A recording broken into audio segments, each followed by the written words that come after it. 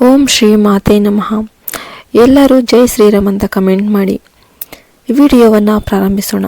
ಇಂದು ನಾವು ತುಲಾರಾಶಿಯವರ ಬಗ್ಗೆ ಒಂದು ವಿಶೇಷ ಭವಿಷ್ಯ ತಿಳಿದುಕೊಳ್ಳೋಣ. ತುಲಾರಾಶಿಯವರ ಜೀವನದಲ್ಲಿ ದೊಡ್ಡ ಬದಲಾವಣೆಗಳು ಬರುವ ಸಮಯ ಸಮೀಪಿಸ್ತಾ ಇವೆ. ಬಹಳ ವರ್ಷಗಳಿಂದ ಶ್ರಮ ಪಟ್ಟಿದ್ದಾರೆ. ಈಗ ಬರುವ ದೊಡ್ಡ ಬದಲಾವಣೆಗಳು ಸಮಯ ಸಮೀಪಿಸುತ್ತವೆ.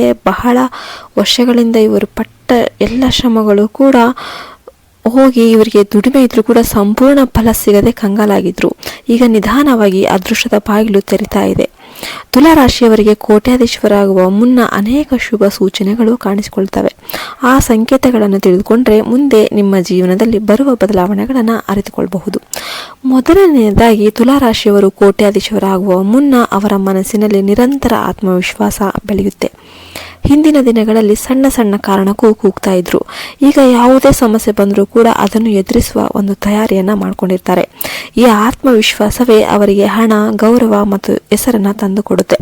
ಎರಡನೆಯದು, ಮನೆಯಲ್ಲಿ ಸದಾ ಶಾಂತಿ ನೆಲೆಸಲು ಪ್ರಾರಂಭವಾಗುತ್ತೆ. ಹಿಂದೆ ಜಗಳ, ಒತ್ತಡ, ಅಸಮಾಧಾನ ಹೆಚ್ಚಾಗಿದ್ರೆ ಈಗ ಎಲ್ಲವೂ ಶಾಂತವಾಗಿ ಸಾಗ್ತಾ ಇದೆ. ಮನೆಯಲ್ಲಿನ ಈ ಶಾಂತ ಒಂದು ಲಕ್ಷ್ಮೀ ದೇವಿಯ ಕೃಪೆ ಬರಲು ಪ್ರಾರಂಭವಾಗಿದೆ ಅಂತಾನೆ ಹೇಳಬಹುದು.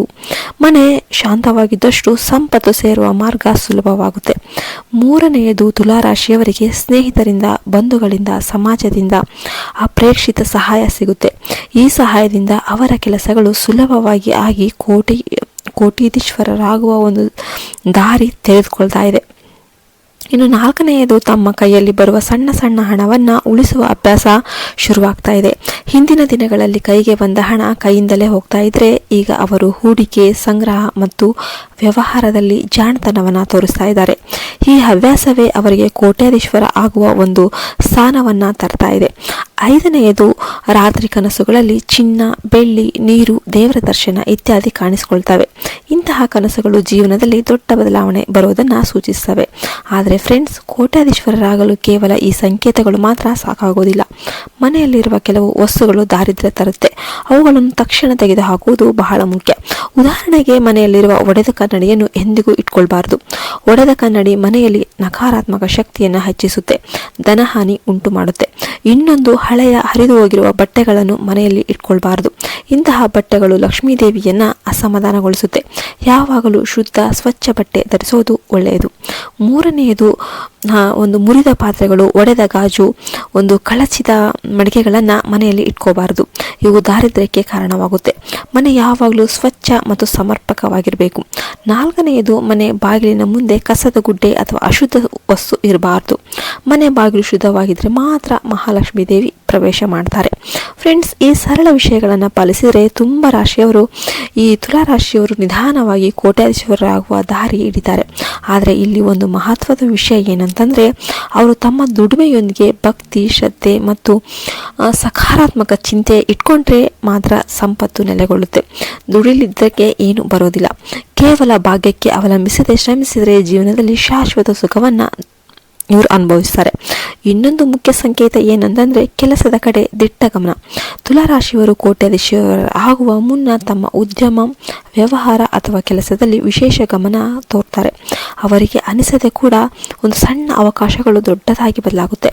ಅದೇ ರೀತಿ ಸುತ್ತಮುತ್ತಲಿನ ಜನರಿಂದ ಒಳ್ಳೆಯ ಮಾತುಗಳು ಕೇಳಲು ಪ್ರಾರಂಭವಾಗುತ್ತೆ. ನೀವು ಬಹಳ ಮುಂದೆ ಹೋಗ್ತಾ ಇದ್ದೀರಿ ಎಂಬ ಮಾತುಗಳು ಅವರು ಆಗಾಗ್ಗೆ ಕೇಳ್ತಾ ಇರ್ತಾರೆ. ಇವು ದೇವರಿಂದ ಬರುವ ಸಂಕೇತಗಳು. ಫ್ರೆಂಡ್ಸ್, ನೀವು ಈ ತುಲಾರಾಶಿಯವರೇ ಆಗಿದ್ರೆ ಈ ಎಲ್ಲ ಲಕ್ಷಣಗಳನ್ನು ಗಮನ ಕೊಟ್ಟು ನೋಡಿ. ನಿಮ್ಮ ಮನೆಯಲ್ಲಿ ಒಡೆದ ವಸ್ತು, ಹರಿದ ಬಟ್ಟೆ ಅಥವಾ ಕಸದ ಗುಡ್ಡೆ ಇದ್ರೆ ತಕ್ಷಣ ತೆಗೆದು ಹಾಕಿಬಿಡಿ. ಪ್ರತಿದಿನ ಬೆಳಿಗ್ಗೆ ದೇವರಿಗೆ ಪ್ರಾರ್ಥನೆ ಮಾಡಿ ಮನೆಯನ್ನು ಸ್ವಚ್ಛವಾಗಿರಿಸಿ. ಸಣ್ಣ ಕೆಲಸವಾಗಲಿ ದೊಡ್ಡ ಕೆಲಸವಾಗಲಿ ಶ್ರದ್ಧೆಯಿಂದ ಮಾಡಿ. ಈ ಎಲ್ಲ ಅಭ್ಯಾಸಗಳು ತುಲಾರಾಶಿಯವರನ್ನು ಕೋಟ್ಯಾಧೀಶ್ವರರಾಗುವ ದಾರಿಗೆ ಕೊಂಡೊಯ್ಯುತ್ತೆ.